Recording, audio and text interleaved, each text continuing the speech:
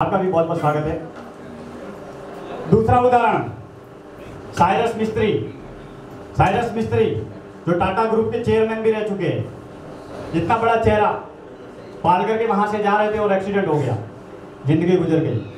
यानी कि पल दो पल की जिंदगी है। इस जिंदगी को हम कुछ अच्छा करें, कुछ बन के दिखाए, कुछ करके दिखाए तो ये जीवन है। इसके अलावा आपने एक और नाम सुना होगा, शेयर बाजार के किंग राकेश झुनझुनवाला। ज़्यादा हमारे सोलंकी साहब बताएंगे। राकेश झुनझुनवाला जिन्होंने राजस्थान से थे, सबसे बड़े उद्योगपति थे, सबसे बड़े बिजनेसमैन थे, लेकिन आखिरी अवस्था में व्हील चेयर पे थे। आपने एक वीडियो देखा होगा, कजरा रे गाना चल रहा था, लेकिन उनकी कंडीशन ऐसी थी कि वो खड़े भी नहीं हो सकते थे। इसके लिए मेरे दोस्तों, जब जो भी आपको करना है आज करो, अभी करो, इसी वक्त करो। कभी भी ये बहाना ना बनाए कि हम कल करेंगे, परसों करेंगे। कल काल का नाम है, कल कभी नहीं आता।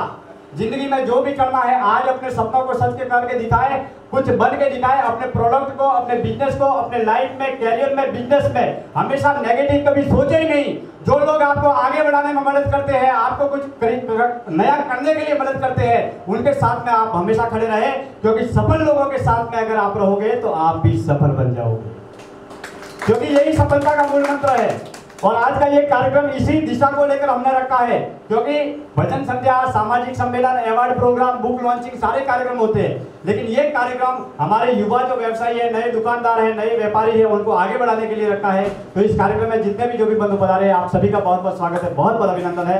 और विशेष रूप से हमारा जो दिवाली का एडिशन आ रहा है, उसमें MT स्टार फ्रंट पेज के लाभार्थी, एक बार उनके लिए दिलीप जी पुरोहित के लिए भी जोरदार तालियां बजाएं। बहुत बहुत स्वागत, बहुत बहुत अभिनंदन। लीजिए, अब मैं निवेदन करूंगा परम आदरणीय भरत जी सोलंकी से कि वो अपने ज्ञान के अनमोल झरने के जरिए आज के इस कार्यक्रम को आगे बढ़ाए। इसके बाद में अग्रवाल साहब को सुनेंगे, विद्या जी को सुनेंगे। सभी का बहुत बहुत स्वागत। परम आदरणीय भरत जी सोलंकी, जोरदार तालियों की गंदा ध्वनि के साथ। धन्यवाद। नमस्कार, गुड इवनिंग। आज के सेमिनार के लिए मुझे आमंत्रित किया गया है। दिनेश जी ने मुझे बुलाया कि भाई बिजनेस मोटिवेशन सेमिनार है, उसमें आपको बोलना है। तो चर्चा चली कि भाई और उसमें क्या बातें करनी है, किस विषय पर बात करनी है। तो मुझे विषय दिया गया कि अंतर्राष्ट्रीय व्यापार जगत में भारत की महत्वपूर्ण भूमिका। लाइन को मैं फिर से पढ़ता हूँ एक बार। अंतर्राष्ट्रीय व्यापार जगत में भारत की महत्वपूर्ण भूमिका। इसको पढ़ने से अपने को लगता है कि भाई अंतर्राष्ट्रीय व्यापार जगत में भारत की विशेष भूमिका है, लेकिन इसमें से एक वर्ड में निकाल के इसको वापस रिपीट करता हूँ कि अंतर्राष्ट्रीय जगत में भारत की महत्वपूर्ण भूमिका। तो इसके ऊपर बात करेंगे तो हमारे भारत की भूमिका विदेशों में क्या है। विषय को दो बार अपन सुनने के बाद में थोड़ा सा कंफ्यूजन इसमें निकलेगा कि हमारी भूमिका विदेशों में क्या है और विदेशी बाजार में भारत की क्या भूमिका है। तो विदेशी व्यापार में भारत की भूमिका तो जग जाहिर है, लेकिन हमारी भूमिका विदेश में बोलेंगे तो क्या है, शायद कुछ नहीं। मैं भी विदेशों में घुमा हूँ, देखा हूँ कई जगहों पे, तो अलग अलग कंपनियों के मतलब शोरूम से वगैरह है, बहुत से देखने को मिले, लेकिन भारत का कोई शोरूम एक भी वहाँ पे देखने को नहीं मिलता है। लेकिन अगर विदेशी मार्केट में देखें कि भारत की भूमिका है, तो भारत एक मार्केट है उनके लिए, सबसे बड़ा मार्केट है, ये सब जानते हैं। और इसका इंडिकेटर क्या है, ये हमको कैसे मालूम पड़ता है कि उनकी नज़रों में भारत की भूमिका कैसी है, भारत कैसा मार्केट है। तो हम देखते हैं हमारा इंडेक्स। जैसे हम इस कमरे में अपना टेम्परेचर देखते हैं, वैसे ही ये इंडेक्स को देखते हैं। तो इंडेक्स हमारे मार्केट का टेम्परेचर है, जो 100 रुपये से स्टार्ट हुआ था 1980 में, और आज कोरोना से पहले 42,000 का मार्केट था, और मार्केट में कोरोना के बाद में वो मार्केट 25,000 28,000 के ऊपर आ गया, और 28,000 आने के बाद में कोरोना के 6 महीने बाद में ही वापस 62,000 के ऊपर पहुंच गया। तो ऐसा क्या हुआ मार्केट में कि 6 महीने के अंदर ही मार्केट 42,000 से 28,000 पे आया और 28,000 से वापस 62,000 के ऊपर पहुंच गया। आप भी यहाँ पे बैठे हुए बिजनेसमैन हैं, सब बिजनेस करते हैं। क्या इतना बिजनेस 6 महीने में हो गया कि उन कंपनियों की इतनी ग्रोथ हो गई जो वो 62,000 के ऊपर पहुंच गया? आप हमारी बात को समझ रहे होंगे। तो वो क्या रीज़न था? वो रीज़न यही था कि भारत के मार्केट में विदेशियों के लिए, इन्वेस्टरों के लिए बहुत बड़ी अपॉर्चुनिटी है और उस बाज़ार में हम उन कंपनियों के प्रोडक्ट्स को, चाहे वो विदेशी हो चाहे वो इंडिया की कंपनी हो, उन कंपनियों के प्रोडक्ट्स को हम लोग खरीदते हैं।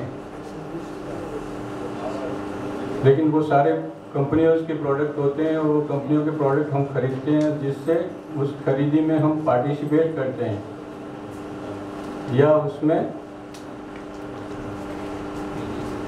कंट्रीब्यूशन करते हैं। अब पार्टिसिपेट और कंट्रीब्यूशन में क्या फ़र्क है? कंट्रीब्यूशन हम लोग सब करते हैं। हर कोई सुबह उठ के कोलगेट टूथपेस्ट करता है, कोई सेविंग करता है, कुछ ना कुछ पूरे दिन भर में हम उन कंपनियों के प्रोडक्ट से जुड़े हुए हैं। हर कोई उसमें खर्च तो कर रहा है, लेकिन उसमें पार्टिसिपेट करना और उन कंपनियों के लेवल तक पहुंचना, आज उस कंपनियों के लेवल पे पहुंचना भी इसी व्यापार जगत से गए हुए लोग हैं। अभी मैं L&T को देखता हूं तो हमारे सामने इतनी बड़ी हुई है। अडानी जी हमारे लिए अपने सामने हैं। अंबानी ग्रुप भी हमारे सामने इतना बड़ा हुआ है। टाटा बिरला, चलो हम मेरी उम्र से पहले इतने बड़े हुए हैं, लेकिन वो सारे के सारे इसी बिजनेस कम्युनिटी से, आप जैसे लोगों के बीच में से ही वहाँ पे गए हुए हैं। तो इस सेमिनार के विषय की और मैं वापस आता हूँ और ये बताने की कोशिश करता हूँ कि उन लोगों ने ये जो यात्रा शुरू की थी और वहाँ तक पहुँचे हैं, तो कैसे पहुँचे हैं, उसके लिए उन्होंने क्या किया है, कैसे इन्वेस्ट किया है, कैसे अपने टाइम को इन्वेस्ट किया है, कैसे मैनेजमेंट स्किल डेवलप की हैं और उस मैनेजमेंट स्किल हमारे पास हैं कि नहीं है। तो एक मैं छोटी सी कहानी से बात को आगे बढ़ाऊंगा। एक छोटी सी कहानी है। एक शेरनी होती है जो गर्भवती रहती है, पूरे दिन होते हैं, उसके बच्चा डिलीवरी होने को ही होता है और वो एक पहाड़ से दूसरे पहाड़ की ओर छलांग लगाती है। उसी छलांग के दौरान उस शेरनी को बच्चा डिलीवर हो जाता है और वो बच्चा नीचे खाई में गिर जाता है और जिस खाई में गिरता है वहाँ नीचे एक भेड़ियों का एवड़, अपने बोलते हैं ना एवड़, वो एवड़ निकल रहा होता है। उस एवड़ में वो बच्चा गिर जाता है शेरनी का। तो शेरनी का बच्चा एवड़ में गिरता है और उसी के साथ में वो उनके साथ में चलने लगता है। उन्हीं के बीच में वो बड़ा होता है और उनके बीच में वो अपने आप को वो भी भेड़ी समझता है और वो उनके साथ में ही रहता है। एक दिन ऐसा होता है कि एक शेर की नज़र उस शेरनी के बच्चे के ऊपर पड़ती है। वो शेरनी का बच्चा देख के सब पूरे एवड़ के पीछे भागता है शेर, लेकिन वो बाकी एवड़ को तो छोड़ देता है, लेकिन उस शेरनी के बच्चे को जैसे पकड़ता है। अब वो शेरनी का बच्चा उसके पकड़ में आने के बाद में डरता है, घिघियाता है कि आज तो मारे गए। वो फिर उसको जैसे तैसे करके खींच तान के उसको एक तालाब, एक झील के किनारे लेके जाता है और वो झील के किनारे पे ले जाके उसका पानी में अपना चेहरा दिखाता है। तो जैसे ही वो शेर के साथ में अपना चेहरा भी देखता है तो उसके अंदर एक जागृति आती है कि वो पुकारता है, अपना दहाड़ता है कि मैं भी शेर का बच्चा हूँ। तो अब तक उसको मालूम नहीं था कि मैं कौन हूँ। तो ये कहानी मैंने इसलिए कही है कि आप यहाँ पे सब लोग बैठे हैं, तो आपसे मैं एक सवाल करना चाहता हूँ कि आप अपना नाम बताएं और आप अपनी जाति को बताएं। कौन कौन बताना चाहिए? आप बताइए आपका नाम।